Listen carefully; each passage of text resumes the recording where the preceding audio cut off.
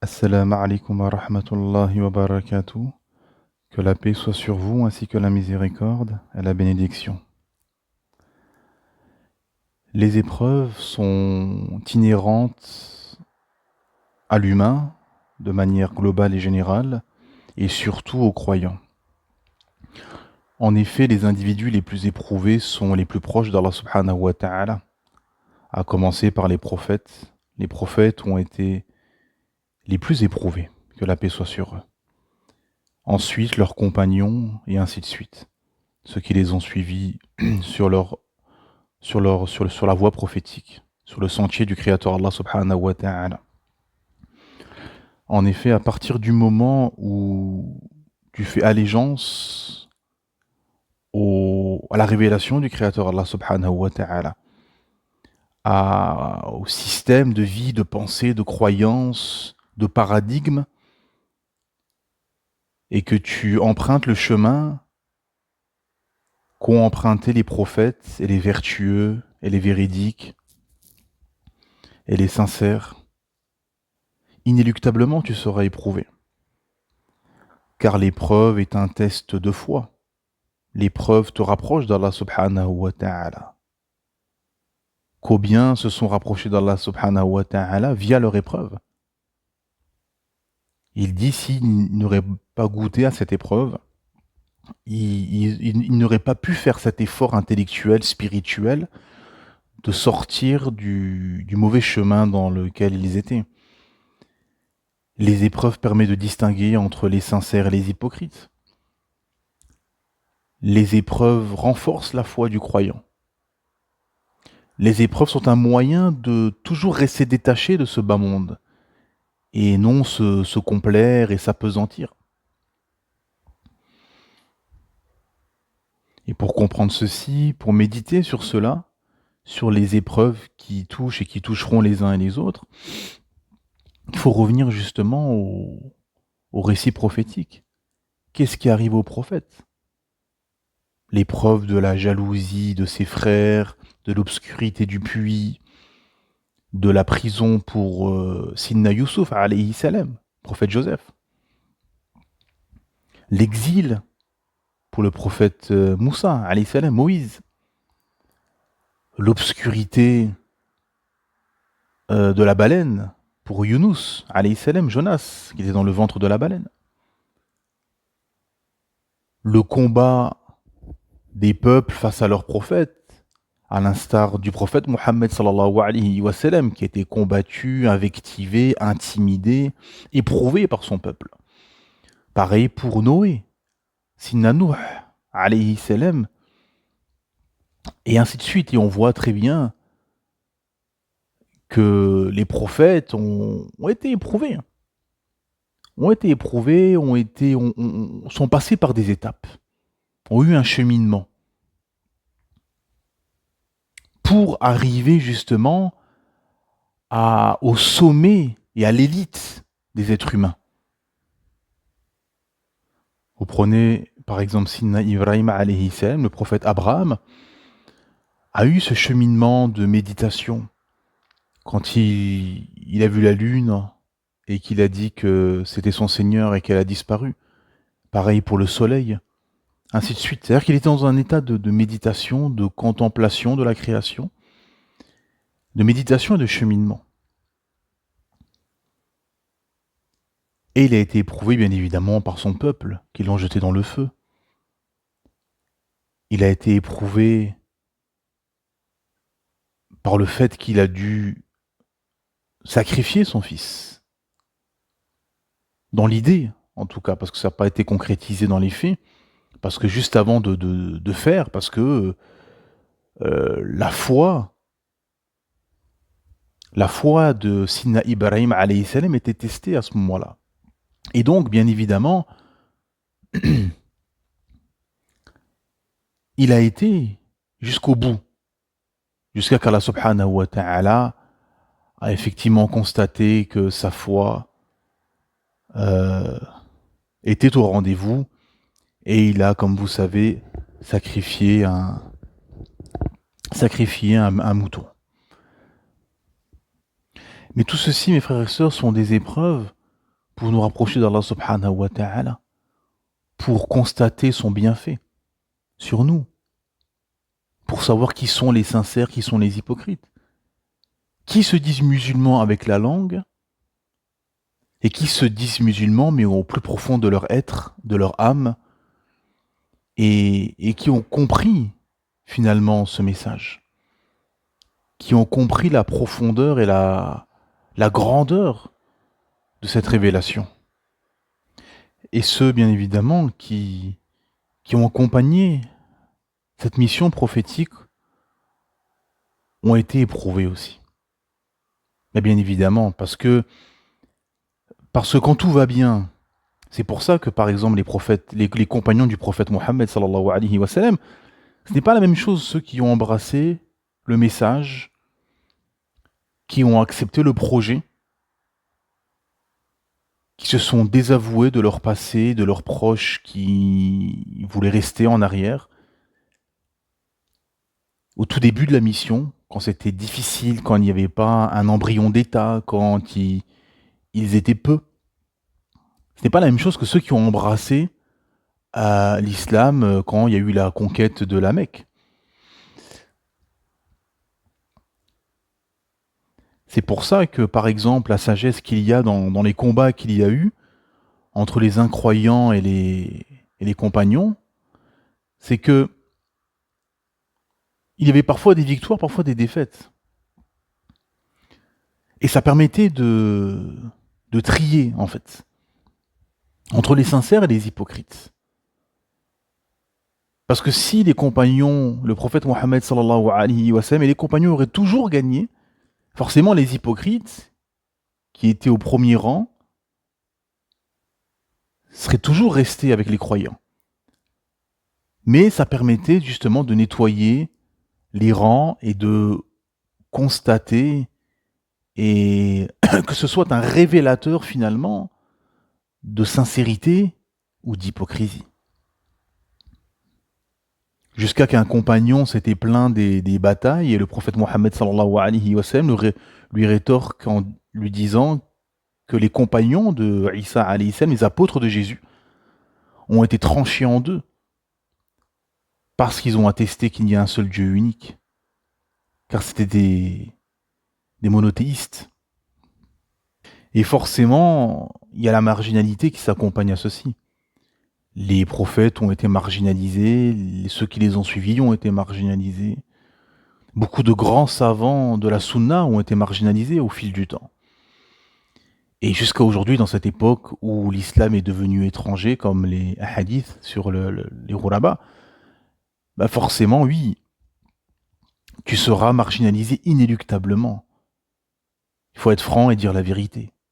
On peut pas, dans ce monde où tout le monde suit le système, enfin tout le monde, une grosse partie de l'humanité suit le système, forcément suivre le modèle islamique qui va à l'encontre de ce mondialisme sécuraliste, matérialiste, athée, anti-spiritualité, forcément, tu seras en porte-à-faux avec la société, avec les gens, jusqu'à tes proches qui se réclament musulmans, pour beaucoup. Et ça nous amène à l'épreuve justement de la perception. Qu'est-ce que l'épreuve de la perception? L'épreuve de la perception, en fait, c'est c'est percevoir et comprendre que la société est égarée, en fonction de là où vous êtes, bien évidemment, que une grosse partie des gens sont dans un égarement évident, dans un égarement total ou partiel, que vous avez beaucoup de gens qui se réclament de cette religion, qui se réclament de l'islam, mais qui sont, comment dire, qui n'ont pas le logiciel islamique, qui ne sont pas habités par l'islam, mais que leur logiciel est un logiciel matérialiste, un logiciel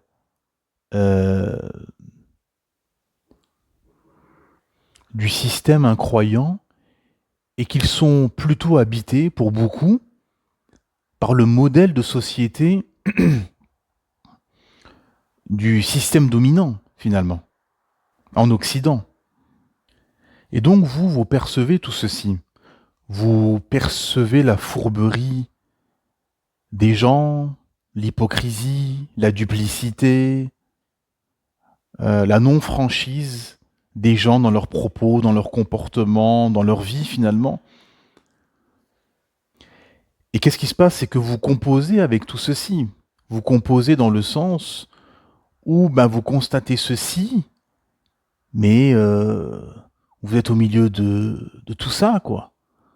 Vous êtes au milieu de tout ça parce que votre vie, parce que le contexte, parce que tout ceci fait que vous êtes dans cette situation, dans ce milieu,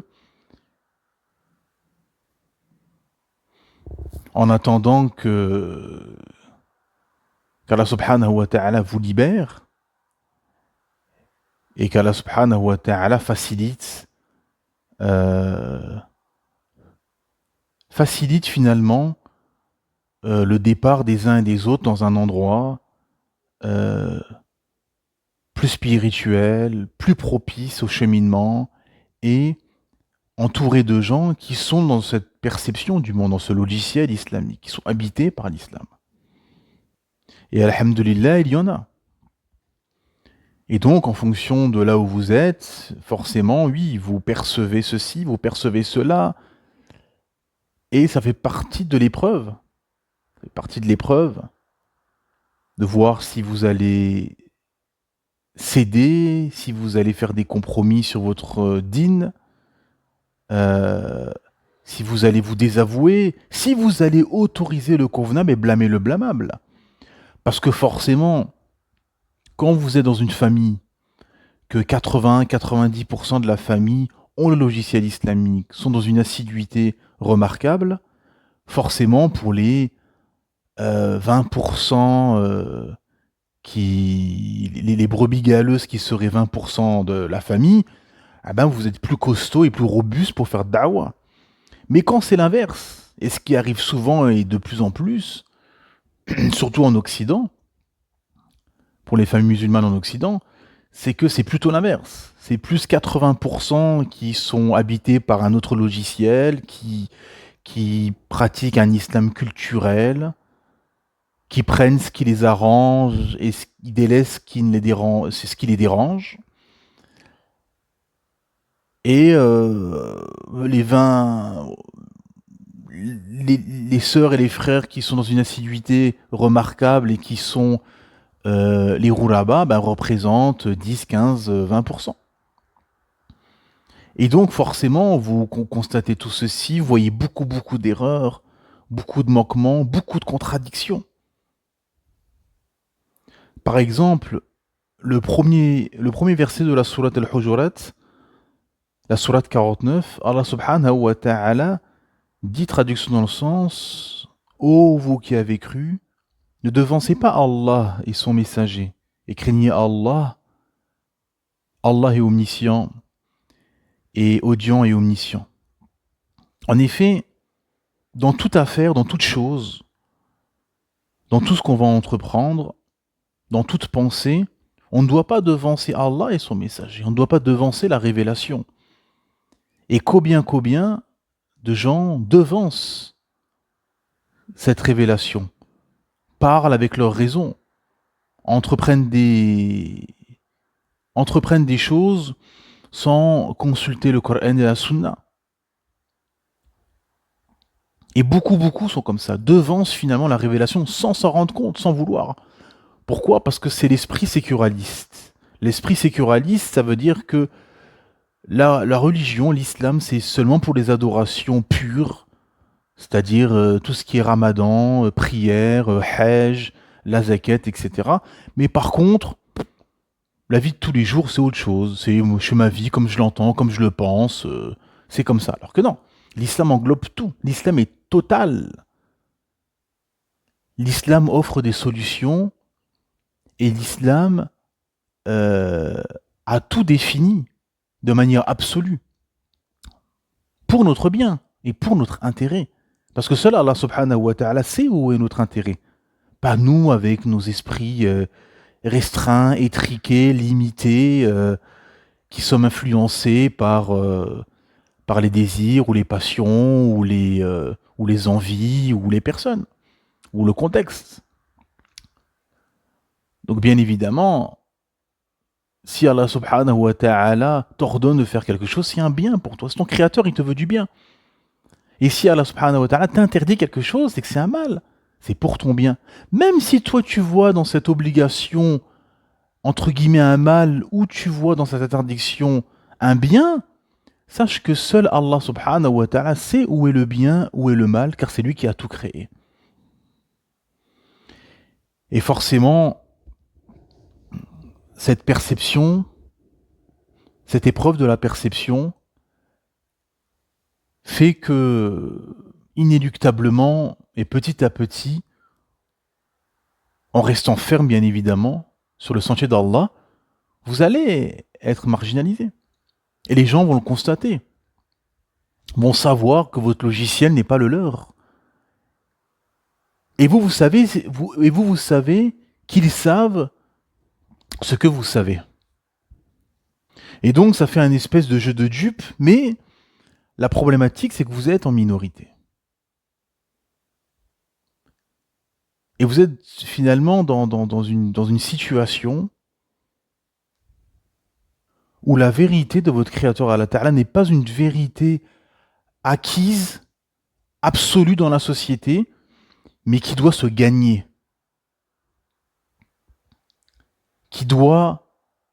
on doit se battre, justement, pour faire comprendre que le chemin est là, que c'est ceci la vérité. Pour ceux déjà qui sont incroyants, qui n'ont pas encore fait allégeance à leur Créateur Allah subhanahu wa ta'ala, qui ne sont pas encore convertis à l'islam, et même s'ils l'ont fait, dans l'autre monde, ils ont fait allégeance, car toutes les âmes ont fait allégeance à Allah subhanahu wa ta'ala. C'est pour ça qu'au plus profond de chaque personne, dans la fitra, dans la saine nature, chaque personne au fond d'elle, quand elle entend parler de l'islam ou quand elle voit comment dire, des actes visibles de l'islam, au fond de lui, ça lui fait quelque chose parce qu'il sait très bien que qu'il a fait allégeance à cette religion, qu'il a fait allégeance à son créateur Allah subhanahu wa ta'ala. Ça travaille au fond de lui, inéluctablement. C'est pour ça que vous pouvez adhérer à n'importe quelle idéologie, le bouddhisme, le communisme, le capitalisme, la démocratie, n'importe quelle idéologie humaine, ça dérangera pas plus que ça votre entourage. Mais dès que vous acceptez l'islam, la révélation du Créateur Allah Azza wa Jal, à ce moment-là, les gens vont être contre vous. Parce qu'au plus profond de eux, dans leur fitra, ça travaille. Et donc ça, c'est pour les incroyants. Et pour les croyants, pour ceux qui ont accepté l'islam, eh ben, il faut leur expliquer que leur religion est la vérité. Beaucoup sont complexés, beaucoup n'ont pas compris réellement le message, beaucoup, on le voit très bien avec ce qui se passe en Palestine ou autre, c'est que beaucoup cherchent des solutions autres que dans la révélation.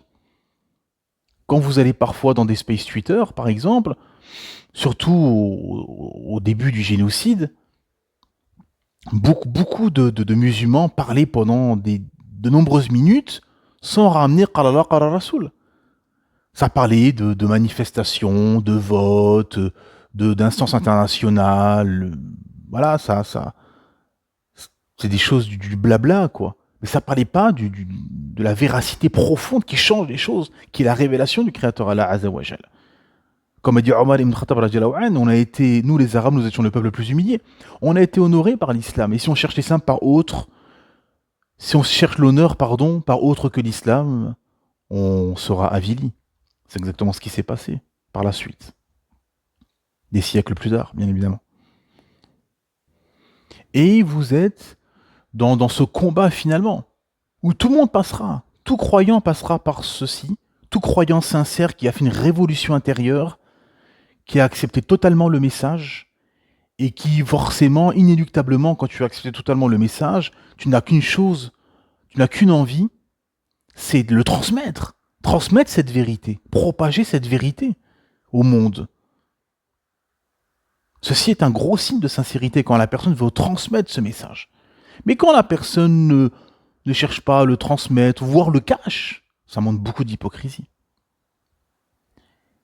Et ça, c'est une épreuve qui a touché bien évidemment en premier lieu les prophètes qui devaient faire cette da'wa. Et forcément, il y aura le combat d'idées, le combat idéologique. C'est pour ça qu'aujourd'hui, une des missions du musulman, il y a ce combat d'idées, ce combat d'idées, parce que beaucoup malheureusement se perdent en parlant de racisme. Le racisme, c'est une chose, il n'y a pas de problème. Là, ce que fait le système occidental, ce que fait la France ou d'autres pays, c'est un combat d'idées, c'est un combat idéologique, un combat de système, de croyances, de valeurs, un combat de modèle de société. De croyances, de pensées, de projections dans la société. Et donc, si on n'a pas compris ceci, on ne comprendra pas tout le reste, on ne comprendra pas tout ce combat. Ce qui s'est passé avec certains imams qui ont été expulsés, ils n'ont pas compris pourquoi. Parce qu'ils n'ont pas compris le match. Si vous êtes sur un champ de bataille et que vous ne savez pas que vous êtes sur un champ de bataille et que vous marchez comme si de rien n'était, ou que vous commencez un match sans savoir quand commence ce match et que votre adversaire a déjà commencé, lui. Il a pris de l'avance sur vous, comme une course. Il est déjà parti.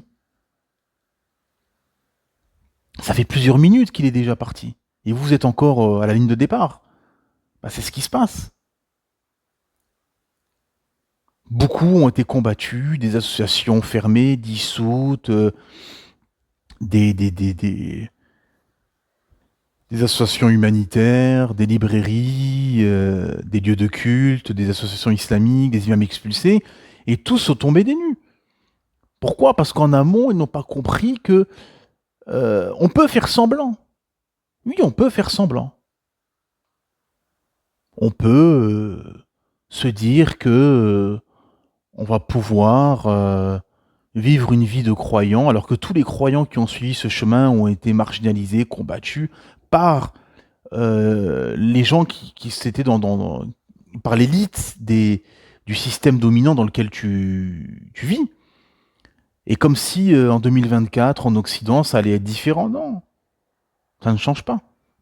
C'est toujours la même chose, parce que c'est un combat d'idées éternel. C'est un projet de société. Si tu perçois ça, tu comprends tout le reste. Mais si tu ne le perçois pas, bah, tu comprendras rien du tout. Elle est là la réalité. Et bien évidemment, cette position fera qu'inéluctablement vous serez marginalisé et vous serez dans la solitude, inéluctablement. Et cette solitude, dans certains contextes, va devenir nécessaire tant la situation sera suffocante. Et la solitude permet un rapprochement avec le Créateur Allah subhanahu wa ta'ala. Et forcément, vous allez vous retrouver dans des endroits qui prêtent à la solitude, des endroits de méditation, comme cela a été le cas pour les prophètes. Le prophète Mohammed sallallahu alayhi wa sallam avec la grotte de Hira. Ainsi de suite, tous les prophètes étaient dans des endroits désertiques, dans des endroits où finalement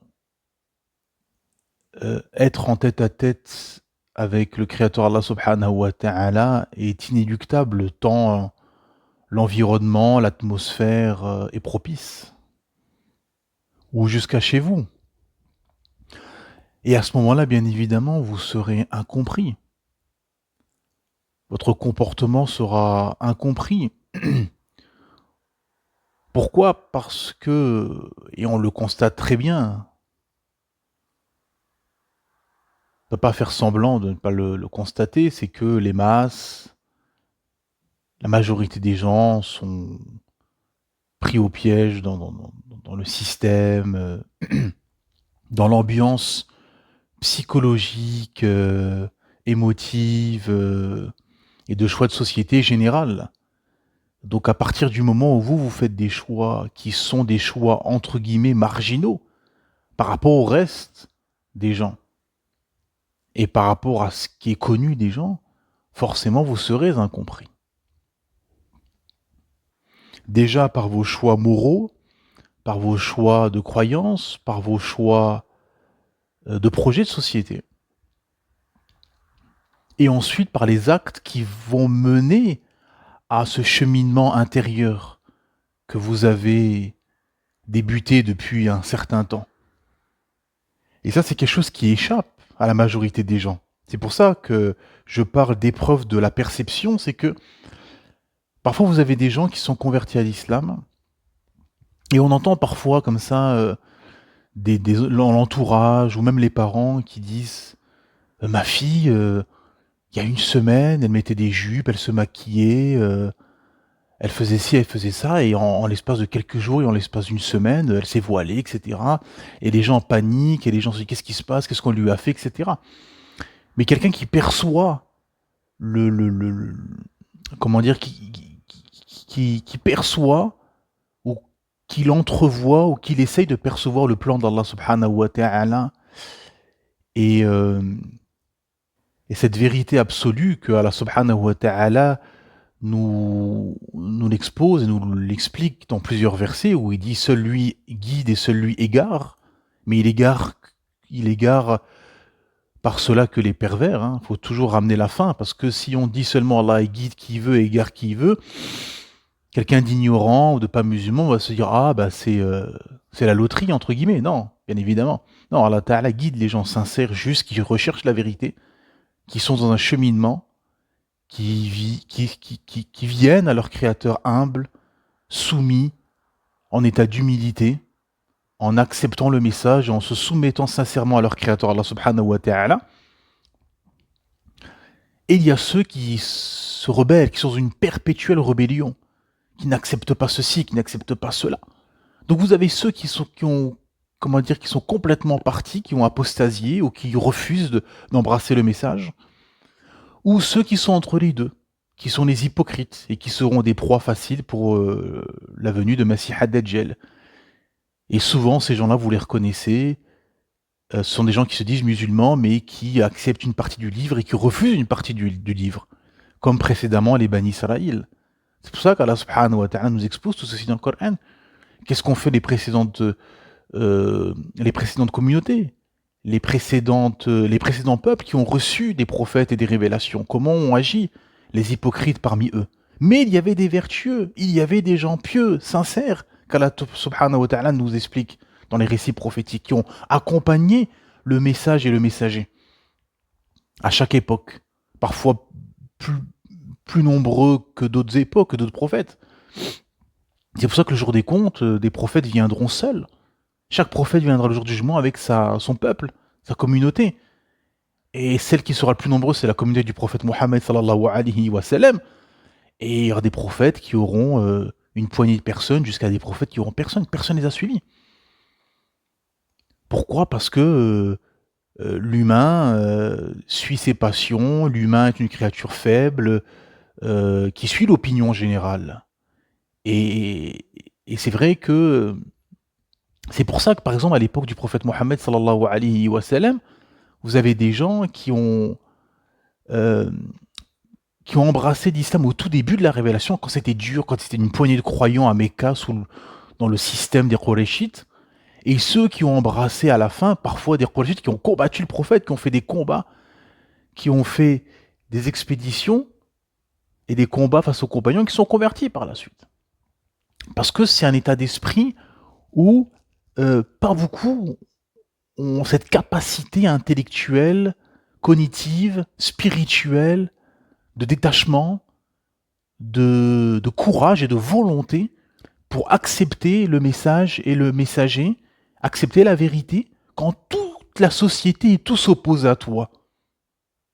Et c'est là la grandeur de la foi. C'est là qu'on voit la grandeur de la foi et la noblesse de la personne. Contrairement à ceux qui vont adhérer au message après, une fois qu'on a conquis la Mecque, une fois qu'on a conquis les cités, une fois qu'on est dominant, qu'on est fort, là c'est plus facile, oui, la plupart des gens acceptent. C'est beaucoup plus facile.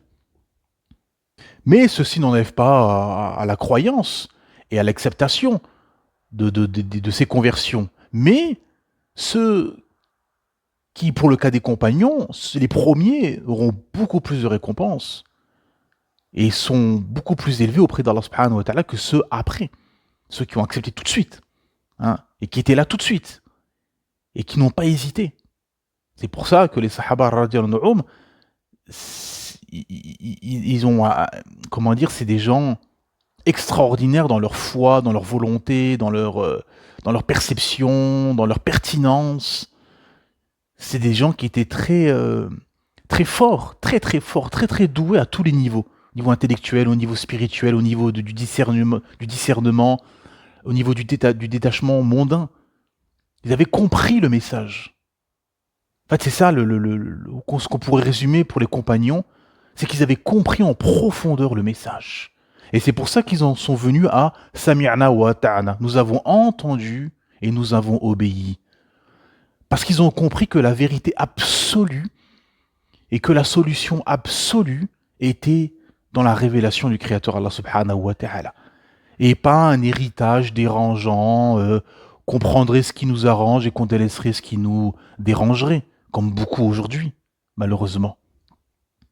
C'est pour ça qu'on on revient à cette fameuse sourate, Al-Hujurat, très profonde de sens par rapport à ceci, la croyance, la foi, par rapport à la compréhension de ceux qui auraient une pratique culturelle plus rituelle que révolutionnaire, ou à la fin de cette sourate, Allah Ta'ala, quand il parle des Bédouins, qui disent nous avons la foi. Et Allah Subhanahu wa Ta'ala, il leur dit non, vous n'avez pas encore la foi, vous êtes tout simplement soumis. Aslamna, vous n'avez pas la foi. La foi n'est pas encore rentrée dans votre cœur. La foi n'a pas pénétré votre cœur. Les vrais croyants, et dans le verset après, Allah Ta'ala dit, les vrais croyants sont seulement ceux qui croient en Allah, en son messager, et qui par la suite ne doutent point, et qui luttent avec leurs biens et leurs personnes dans le chemin d'Allah. Ceux-là sont les véridiques. Allahu Akbar. C'est exactement ce qu'ont appliqué, ce qu'ont fait les compagnons radiyallahu anhum. Subhanallah azim. Et la suite dit, est-ce vous qui apprendrez à Allah votre religion alors qu'Allah sait tout ce qui est dans les cieux et la terre, et Allah est omniscient? Ils te rappellent leur conversion à l'islam comme si c'était une faveur de leur part. Dis, ne me rappelez pas votre conversion à l'islam comme une faveur. C'est tout au contraire une faveur dont Allah vous a comblé, en vous dirigeant vers la foi, si toutefois vous êtes véridique. Et en effet, ces versets sont d'une profondeur inouïe parce que ça nous montre la différence entre ceux qui suivent sans conviction, finalement, et ceux qui acceptent en profondeur et qui ont fait une révolution intérieure. Et pour revenir à cet exemple de cette convertie, de cette femme, que je disais précédemment, qui s'est convertie à l'islam, où son entourage et ses parents disaient, mais il y a quelques jours, elle mettait des jupes, des décolletés, maquillage, etc., etc. Oui, vous, si vous percevez ceci, vous comprenez qu'en fait, elle a fait un cheminement en amont. Elle a fait un cheminement. Mais ceux qui sont complètement ignorants de tout ceci, de la spiritualité, du monde de l'invisible, du plan d'Allah, etc., ils ne peuvent pas percevoir ceci. Pour eux, ils vont parler d'endoctrinement, de qu'est-ce qu'on lui a fait, qu'est-ce qui s'est passé. Parce qu'ils ont que la face visible de l'iceberg. Vous comprenez?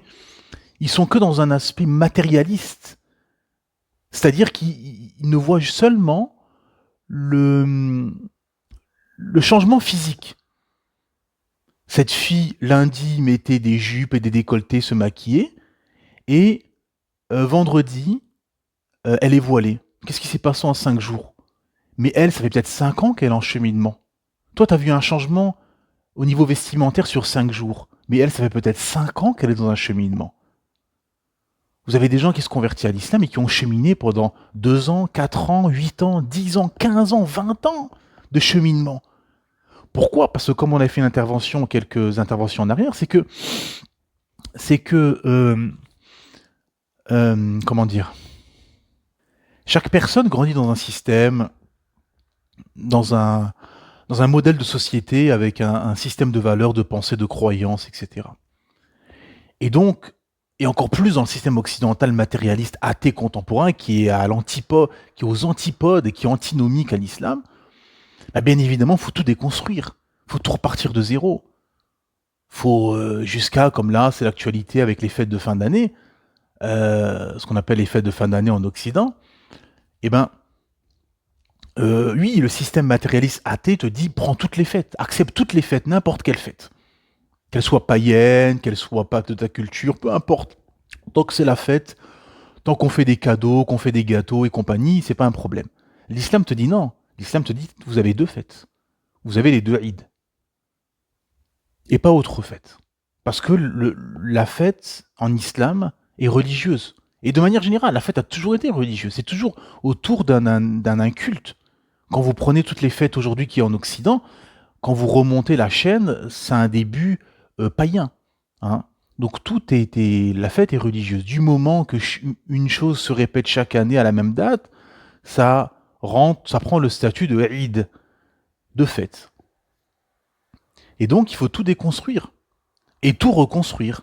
At-tasfiya wa at-tarbiya, c'est-à-dire la purification et l'éducation dont le prophète Mohammed sallallahu alayhi wa sallam a entrepris avec les hommes et les femmes de son époque. Et donc, effectivement, les gens ne peuvent percevoir ceci. Et même des Maghrébins, beaucoup, dans leur famille, parmi leurs proches, bah, dès que le frère commence à laisser pousser la barbe et à mettre un qamis et à fréquenter les mosquées, à commencer à prier, que la sœur commence à se voiler et à rester plus à la maison, etc., eh ben, elle est suspecte parmi ses proches. On la regarde bizarre. Qu'est-ce qui se passe? Pourquoi? Euh, Qu'est-ce que tu... Et surtout pour ceux qui sont venus du bled, parce que en quittant une terre d'islam, qu'est-ce que tu fuis aussi? Tu fuis l'islam, en quelque sorte, consciemment ou inconsciemment. Les Maghrébins, l'immigration maghrébine africaine est venue pour la dounia. Voilà. Faut pas se raconter d'histoire, on sait très bien pourquoi cette immigration est venue. Elle est venue pour ce bas monde, pour l'argent, le travail, etc. Et en quelque sorte fuir l'islam. Beaucoup se sont pas mentis, ont dit oui, ont apostasié, ont fui l'islam et le monde musulman, et certains de façon partielle. C'est-à-dire que le modèle de société islamique, même si bien évidemment ce n'est pas... ils n'ont pas quitté un empire musulman, ils n'ont pas quitté... ils n'ont pas quitté un endroit où vous avez un empire islamique avec un calife, etc. Mais il y a quand même l'islam qui est omniprésente, malgré tout, alhamdulillah. Et donc, en quelque part, c'est fuir ceci. C'est fuir cet islam. Fuir surtout un islam conquérant, pratiquant et décomplexé. Et eux étaient complexés. Voilà, beaucoup, ça ne se voyait pas physiquement. Les anciens, on sait très bien, rasés, costards, etc. Donc, à partir du moment où ils voient leurs enfants, et c'est une épreuve, et Allah subhanahu wa ta'ala fait ce qu'il veut, et il nous éprouve, ou il nous punit, de n'importe quelle manière dont ici à Sa Majesté, c'est que ces gens qui ont à tout prix fui, finalement, euh, les gens en barbe, les femmes voilées, etc., eh ben Allah subhanahu wa ta'ala va faire que cette pratique-là, visible, va être dans ton propre foyer. Allahu Akbar. Subhanallah azim. Il a fui la barbe, il voit que son fils met la barbe. Elle, les femmes de sa famille ont fui le voile et il voit que la plus jeune, la jeune fille de 15 ans, 16 ans, se voile. Et là, ça leur met un coup. Tout ce qu'ils ont fui finalement, ça va pénétrer dans leur foyer. Subhanallah. Le plan d'Allah subhanahu wa ta'ala est injouable, extraordinaire.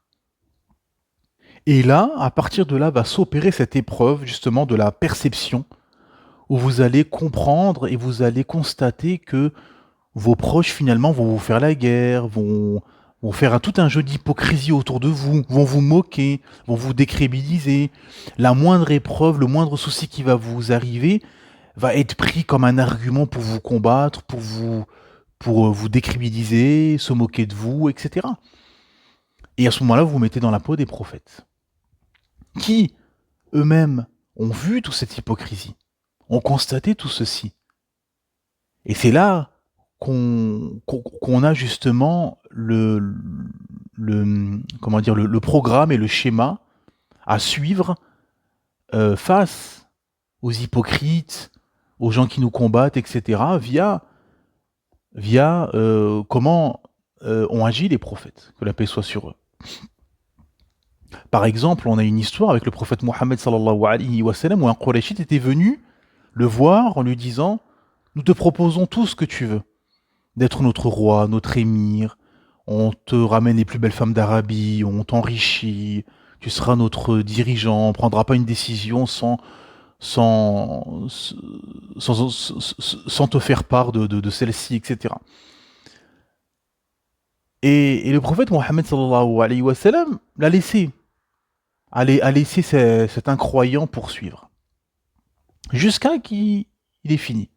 Et le prophète Mohammed sallallahu alayhi wa sallam lui dit « As-tu fini ?» Il rétorqua « Oui, na'am, j'ai fini. » Et le prophète Mohammed sallallahu alayhi wa sallam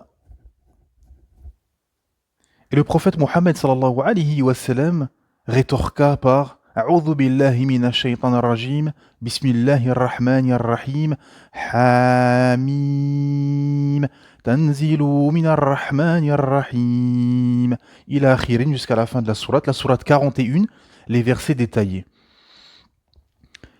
Et là, l'incroyant est resté bouche bée. Parce qu'il il comprenait très bien la langue arabe, et il connaissait très bien ce que ces versets voulaient dire. C'est pour ça que les Qurayshites, les Arabes de l'époque du 7e siècle, étaient très forts en poésie, en langue arabe, etc. Et le défi et le miracle du prophète Mohammed sallallahu alayhi wa sallam était le Coran. Et en fait, ils ont compris que ce n'était pas une parole humaine, parce qu'ils connaissaient très bien les poésies. Les plus grands poètes d'Arabie sont venus à la rencontre de ce livre.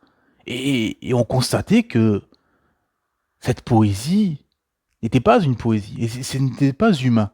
Et que personne, aucun humain ne pouvait formuler une telle parole, d'une profondeur de sens, de vérité, de discernement. C'est pour ça qu'un des noms du Coran, c'est Al-Furqan, le discernement. Et l'incroyant est reparti. Et là, les savants disent il y a deux leçons. Premièrement, c'est qu'il a laissé parler. C'est-à-dire que il sait qu'en face de lui, il a quelqu'un d'incroyant qui est égaré. Parce que là, c'est le prophète, sallallahu alayhi wa sallam. Il vient avec la prophétie, il a une révélation divine. Il a une révélation directe du divin via l'ange Gabriel. Donc c'est la vérité absolue qui descend. Il sait que c'est un égaré en face de lui. Mais il le laisse poursuivre le bon comportement. Parce que tu as la vérité, tu n'as pas besoin de paniquer, de t'énerver, de couper la parole, parce que tu sais que tout ce qu'il dit est faux. Et tu sais que toi, tu vas le contrer avec la vérité absolue qui est le Coran. Et ça nous amène à la deuxième sagesse, qui est que quand on rétorque, justement, il faut commencer par le Coran. Et beaucoup de musulmans font cette erreur pour répondre, comme mon exemple de frères ou sœurs qui seraient éprouvés dans des familles. Eh ben, beaucoup commencent par parler avec eux, avec leur tête. Non, ramenez le Coran. Qu'est-ce que dit Allah? Qu'est-ce que dit son messager? Voilà ceci, voilà cela. Et en face, la personne elle peut se moquer, peut prendre à la dérision, dire oui mais non, etc. Mais au fond de lui, il ne peut pas se mentir. Il sait très bien que oui, ce que vous lui ramenez, c'est une preuve irréfutable. C'est le Coran. Si on se dit musulman, bien évidemment, si on croit à la révélation. Et l'incroyant est reparti bouche bée, avec un visage qui avait changé. Et les Qurayshites étaient surpris de... Il était parti d'un pas décidé, conquérant, et il revient abattu avec un visage qui a complètement changé. Et il dit que cette parole aura une répercussion dans le monde entier. Il dit que cet homme n'est pas un sorcier, un devin, etc., en parlant du prophète Mohammed sallam, et il dit que cette parole aura une répercussion dans le monde entier. Et malgré tout, il est mort incroyant. Regardez comment Allah subhanahu wa ta'ala guide et égare qui il veut. En effet, il guide les sincères qui cherchent la vérité, qui viennent à leur créateur humble, soumis, avec plein d'humilité, et il égare bien évidemment les pervers, les corrompus, les gens qui sont dans une rébellion, et qui refusent la vérité, qui refusent de se soumettre à Allah, et qui refusent de se soumettre à sa loi. Parce qu'on peut parler de pays qui appliquent ou pas la charia, mais toi-même tu peux l'appliquer pour toi, la charia, d'Allah subhanahu wa ta'ala. Et quand on regarde les individus les uns après les autres, finalement, on comprend pourquoi la charia d'Allah subhanahu wa ta'ala n'est pas appliquée à grande échelle, parce que Allah ta'ala ne change pas l'état d'un peuple le temps que les individus qui composent cette société ne changent pas ce qui est en eux-mêmes. En effet, comme disait Cheikh Al-Albani rahimahullah, appliquez la charia dans vos cœurs, elle sera appliquée sur vos terres. Et quand on comprend tout ceci, tous ces paramètres, qu'on est éveillé, bien évidemment, c'est une épreuve. Les plus éveillés étaient bien évidemment les prophètes. Ils étaient dans un état d'éveil absolu. Imaginez-vous, le prophète Mohammed sallallahu alayhi wa sallam a vu le paradis et l'enfer. Ibrahim alayhi salam, il a été jeté dans un feu qui est devenu une fraîcheur salutaire, pardon. Donc les prophètes ont parlé avec Allah, ont vu des anges, ont vu le paradis, ont vu l'enfer, ont vu des choses qui ne peut pas, qui est imperceptible pour l'humain moyen. Donc ils étaient dans un état d'éveil absolu.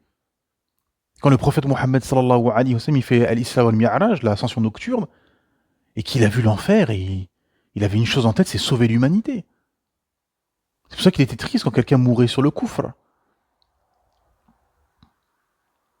Et donc c'est une épreuve, parce que tu vois les gens dans un état de... Et c'est pour ça que le prophète Mohammed sallallahu alayhi wa sallam avait de la miséricorde, beaucoup de miséricorde avec ses compagnons. C'est même si ses compagnons faisaient parfois des erreurs, etc., parfois il fermait les yeux. Parce que le but était de l'éducation. L'éducation, le pardon, être doux, affectueux, être dans une situation d'éducateur. Parce que quelqu'un qui est professeur, qui est éducateur, qui est un mu'allim, etc., un enseignant du Coran, etc., mais qui n'arrive pas à garder son calme, qui s'énerve vite, qui crie, etc., il ne veut pas enseigner. Parce que les élèves en face, ils ont besoin de douceur, ils ont besoin de calme, d'apaisement pour pouvoir adhérer plus facilement au message et au savoir que tu lui transmets. Donc c'est pour ça que le prophète Mohammed sallallahu alayhi wa sallam est un modèle d'excellence et un modèle absolu à tous les niveaux.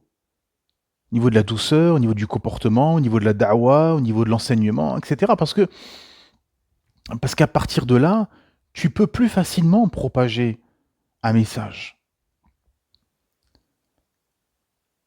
Parce que l'épreuve, bien évidemment, cette épreuve où tu vas constater autour de toi l'hypocrisie, les sourires en coin, la moquerie, etc., sont des épreuves qui demandent de la patience et qui demandent de l'effort. Parce que du moment que tu acceptes ce message, que tu rentres dans cette voie, et encore plus dans la voie de la da'wa, de la propagation de la vérité, et la da'wa, elle est à tous les niveaux, hein, parmi ses proches, vous avez des gens qui sont inconnus, mais tous les jours, ils sont là en train de faire da'wa dans leur famille. La da'wa, elle est partout, à plusieurs niveaux. Eh bien, il faudra, inéluctablement, il y aura les épreuves qui viendront avec. Comme les prophètes qui ont été combattus, moqués, intimidés, etc. Et ils percevaient tout ceci. Mais ils ont patienté. Ils avaient le bon soupçon vers leur créateur Allah Ta'ala. Ils ont placé leur confiance en Allah subhanahu wa ta'ala. Quand le prophète Mohammed sallallahu alayhi wa sallam récupère la Mecque,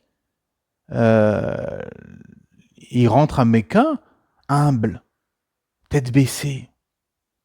Il n'est pas rentré avec des cris, en fanfaronnant, avec du bruit. Il est rentré simple, humble. Je sais que les compagnons étaient étonnés. Et il leur dit, c'est Allah qui nous a donné la victoire. C'est Allah, gloire à Allah subhanahu wa ta'ala. C'est ça la profonde sincérité. Ça veut dire que dans tous les cas, tu relativises, que tu gagnes, que tu perds, que c'est Allah subhanahu wa ta'ala qui donne la victoire. C'est le principal, c'est Allah. Si t'es sincère, si t'as pas une ambition personnelle, c'est Allah subhanahu wa ta'ala qui fait tout. C'est lui le créateur, c'est lui le majestueux, c'est lui le puissant, c'est lui qui change les situations, c'est lui le pardonneur, c'est lui le miséricordieux, c'est lui le robuste, c'est lui le roi, celui à qui tout appartient, le maître des cieux et de la terre, le seigneur de l'univers, Allah Azza wa Jal. Donc effectivement, il y aura cette épreuve de la perception, d'aller percevoir tout ceci. C'est un cadeau d'Allah subhanahu wa ta'ala, de pouvoir discerner, de pouvoir lire sur les visages, de comprendre la situation, de quand vous rentrez, quand vous êtes invité par exemple chez quelqu'un ou dans un endroit, que vous vous installez dans une pièce avec du monde ou avec des personnes autour d'une table, tout de suite vous arrivez tout de suite à percevoir le pouls. Vous comprenez tout de suite l'état d'esprit des personnes en face de vous. Parce que la vie de la personne sera toujours reflétée par sa représentation physique. Ses cheveux, sa barbe, les tissus qu'il porte ou elle porte, les vêtements, les mimiques, l'attitude, le regard, le visage, etc. Tout ceci, finalement, est un résumé plus ou moins de sa vie, de ce qu'il pense, de son modèle de vie, de société, etc. Et aussi l'épreuve de la perception, c'est quand vous êtes en face de gens qui sont persuadés de leur fausseté, de leur égarement, que ce soit des incroyants ou que ce soit des musulmans mais qui ont pris un mauvais chemin, et bien évidemment, c'est aussi une épreuve parce que il faut faire un grand écart pour leur expliquer à quel point ils sont égarés. Et expliquer. On commence par quoi? Comment on fait? Etc. en fonction de la situation. Donc tout ceci, ce sont comment dire, des actes qui va être pratiqués en fonction de la situation. C'est beaucoup plus facile quand tu es en tête à tête avec une personne pendant 1 heure ou 2 en fonction de la situation.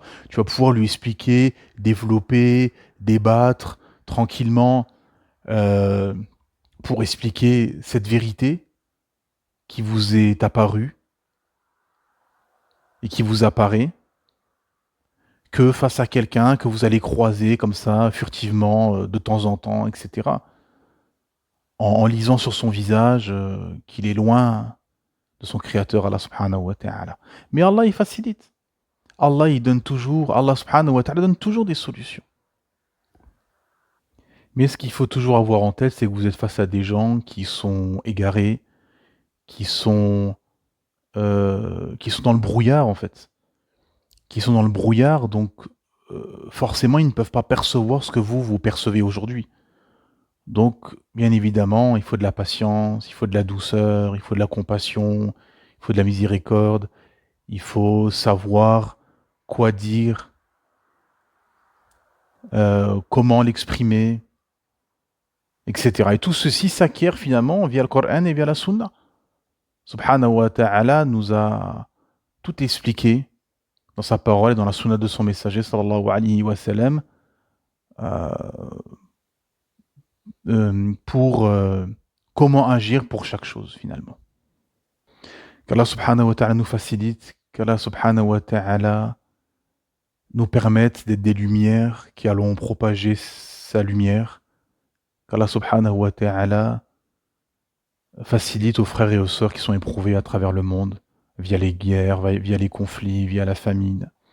Qu'Allah subhanahu wa ta'ala nous donne le discernement, la compréhension de sa religion pour avancer sereinement et nous donne la capacité de la transmettre euh, de la meilleure façon, de se rapprocher le plus possible de la façon dont le prophète Mohammed sallallahu alayhi wa sallam a propagé cette lumière divine. Je vous laisse avec ces quelques versets et qu'Allah subhanahu wa ta'ala facilite notre cheminement. Que la paix soit sur vous.